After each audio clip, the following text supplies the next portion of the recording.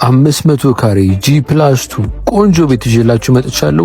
ፊጋ አካባቢ ነው የሚገኘው። እንደምታዩት ግቢው በትንሹ 5 መኪና ፓርክ ማድረግ ይቻላል። ሰፈሩም ቆንጆ ነው። ኮምፓውንድ የሆነ ሰፈር ውስጥ ነው የሚገኘው። G+2 500 ካሬ ውስጡን እያንዳንዱን አስጎበኛችኋለሁ። ዋጋው 110 ሚሊዮን ብር ብቻ ይባላል።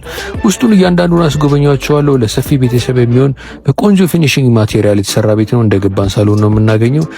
ሰፊ ሳሎን አለው። እጅግ በጣም ሰፊ ሳሎን አለው። ከላይም ሰገነት አለው። ፎቁ ላይም ሳሎን ይቀጥላል። የፋሚሊ ሩም ሰርቪሱ እንደምታዩት በርካታ የሰርቪስ ክፍሎች አሉት። 500 ካሬ ነው።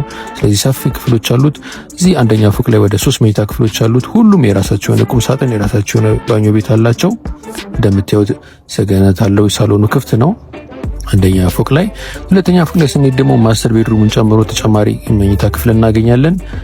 እንዳልኳችሁ ዋና ቤቱ ላይ 5 መኝታ ክፍል አለ ከማስተር ቤድሩሙ ጋር። ሰርቪሱ ላይ ተጨማሪ መኝታ ክፍሎች አሉ።